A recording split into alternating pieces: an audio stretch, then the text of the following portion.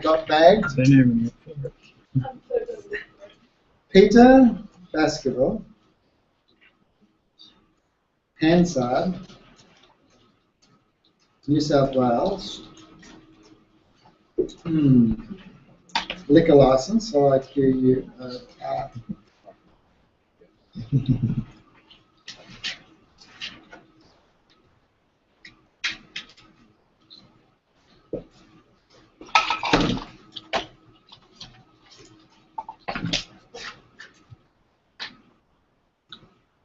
Is that it?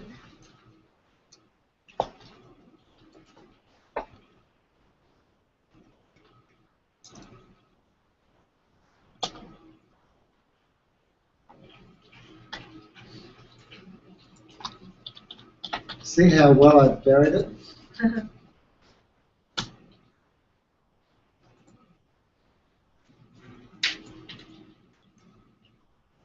He called me Hound, the bastard.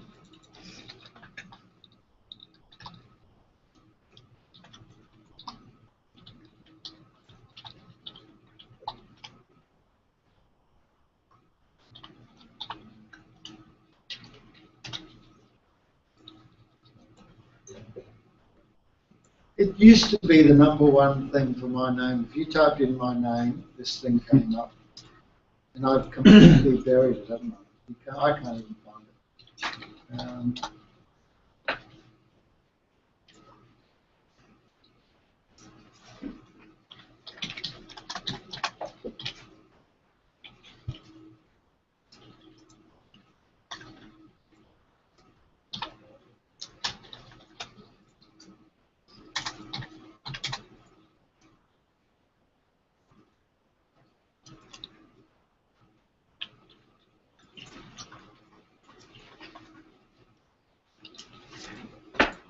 Yeah, no.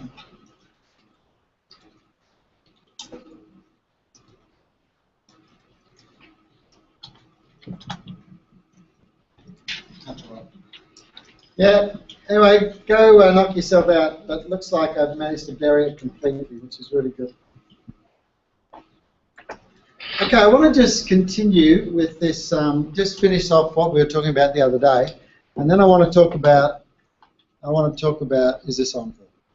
Sorry.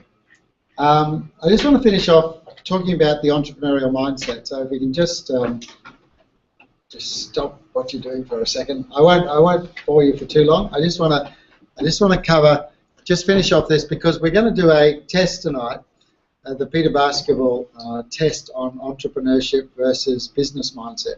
And like I say, I came across this concept because I just noticed that a lot of people make money in business, and some of them make money in a very entrepreneurial way, and some people make money in a very business way. My view is that the best thing is to combine both, is to find the entrepreneurial approach, which is often needed at the start of a business, and the business mindset, which is often very good once a business matures, and someone needs to milk it and make money out of it.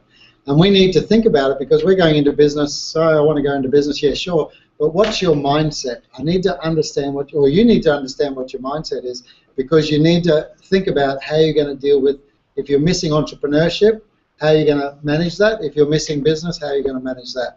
Because you need to have them both. Ultimately, you've got to have both to succeed in business. I just want to complete, we were talking about the entrepreneurial mindset. And this is not always true of a business mindset, but an entrepreneurial mindset is always wanting to value add. They're looking to create increased value, and that is either doing something for half price or doing something for the same price but offering twice the value. But they have a very value-added process or a very value-added thought benefit. And so what they try and do is they try and create increased value for you, and out of that increased value they take a slice of it. That's a very entrepreneurial way of doing it, as opposed to saying, hey, we've got someone caught in a weakness here, we can exploit them because they're weak, and we can, that's a very business mindset. Nothing wrong with that, but one looks to exploit a weakness, whereas an entrepreneurial mindset looks to create more value and take a share of the increased value that they create. And making meaning, I know it's sort of a little bit gooey, but making meaning is really, really important, particularly particularly in a startup firm, you've really got to understand what is the meaning you're trying to create here. You know, it goes to those core beliefs that I was talking about. When you create existence, this thing that you're going to create, this business that you're going to create, has to have values. It has to have a reason for being. You can't just say, I'm going to create a business and it lives in a detached space and it doesn't have a soul. You have to create that soul, because if you don't do that, you won't create the existence of this thing. So entrepreneurs are always into trying to make meaning. So making money is something that comes out of creating that meaning. And we talked about the other day the different ways that you can create meaning. I won't cover it again. This is probably pretty important to understand, because most of you do come from probably a corporate background or at least an employment background. Operational management often starts with a goal and then finds the means needed to achieve that goal. So they actually start with a goal and say, this is our goal. We need to now go and get resources in order to make that goal a reality. Strategic management sort of says, we need to go out and find, we still start with the goal, we still need to find resources, but let's be strategic and create new resources. Or let's combine a few things together to create a new resource in order for us to achieve our goal. But you actually start with a goal. Entrepreneurial thinking is the reverse. And like I say, anyone that wants to type in to Google, you know, how do entrepreneurs think, will see that Forbes picked up an article I wrote and actually published it. So that was pretty cool. I think it actually ranks #1, how do entrepreneurs think. So that was written by me because I talked about this. What entrepreneurial mindset, and that's what you guys need to be thinking about in this class, is not start with the goal, but start with the means. In other words, start with what you have. Start with the resources that you've got, and then you say, given this set of resources, given this experience, given who I am, what is the best goal that I should create? Do you see how that's different? In operational management and corporate management, they start with a goal, then find the means or the resources needed to make that goal a reality. We can't think like that. That's not how we create existence. How we create existence is we start with what we can do. We start with the resources that we've got. We start with our unique gifts and our unique resources, our unique insights. And we take that and we look at them, and then we say, given these sets of resources, what outcome would, what goal would best suit this set of resources? You see how it's flipped? Read my article, you'll get a bit more understanding than what I've given you tonight. So we start with existing resources and we think, well, actually, we could create any one of these goals, and you pick the best goal that fits the unique resources you've got. We'll talk a little bit more about this when we get into the you. So there's new exercises you've got to do. Those of you that haven't been entrepreneurial thinking, you need to be thinking about making mistakes. Yeah. I spoke to someone today and says, what I love about my business, I've never made a mistake. And I go, wow. I said, you can only do that if you've never actually tried to do anything special. People that make mistakes are people that try triple back salts, not just double back salts. You know, a lot of us can do things if we live within our, live within our capacity. But the whole point of starting a business and what you guys are endeavouring is to stretch yourself. There's no doubt what you're trying to do has got some stretch to it. So we need to get used to making mistakes. But like I said, let's make mistakes in the affordable loss. In fact, let's plan our mistakes. Let's do things knowing full well they might not work, but we're going to get a fantastic learning out of it. But make sure it's a small thing. I talked about Hannibal's pass there. I won't probably talk about that too much, except to say sometimes you've got to find a path to this business, to your idea, that's not necessarily the most common.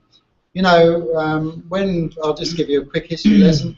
Italy, when Rome was in charge, they looked at how they could be attacked as a nation, and they put massive forts everywhere, massive garrisons everywhere they thought they could be attacked easily.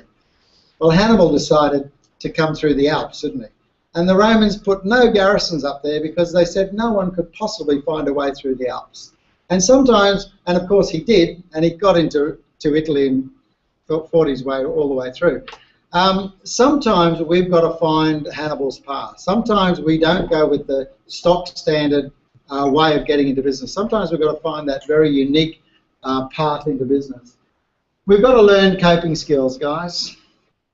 This is hard. This is hard, but these are the skills you need in an entrepreneurial sense. It's no longer, you're not going to get your security out of your ability to have assets at your hands or you know, superannuations and all that. You get your security from the fact that no matter what happens, you can cope with it. Because you actually get good at coping. You get good at, no matter what happens, you've learned how to get around it, how to deal with it. You need to start seeing your idea from the customer's viewpoint. At the moment, you're seeing your idea from how you're going to make money. Pete, here's my idea, how do I make money? I want you to actually put that down and say, I want you to see your idea from a customer's point of view. Why would they be interested in it? What's in it for them? What value proposition are you going to offer them? So there's a bit of a mindset change. Instead of saying, this is my idea and this is how I'm going to make money, think about it from the point of view as how can the customer benefit from what your idea is. So start thinking about your business from the customer's point of view, and that's the business model, which we'll get into very shortly. And start scanning your ideas for ideas, resources, networks, and start joining the dots. You know, an entrepreneurial mindset is constantly scanning. They are constantly looking at someone. I'm sorry, all of you guys, but you're all potential resources. And if you're not looking at me as a resource, then you're not thinking entrepreneurially. Because every person you meet is a potential. You say to yourself, how can I use them? Not in a bad way, but if they were part of my network, how could I leverage that connection? How could I use their skill? How could I use their particular, particular skill? Looking for ideas, looking for people complaining about stuff. There's a really good opportunity for ideas. Networks, start connecting. That's what I've got you set up doing at the moment, is starting a very basic level connection. We need to amplify that. We need to accelerate that. You guys need to get your networks going and growing as quickly as possible, because we need a viral nature happening for us. I wrote an article 2.5 years ago, and it potted along doing nothing. I can show you later. And then one day I got 11,000 views on it. And since then I've had 60,000 views in the matter of 3 or 4 weeks. It got discovered and it went viral because there was already, well, that's not really viral, but in my world it's pretty viral to get 60,000 views on a particular answer.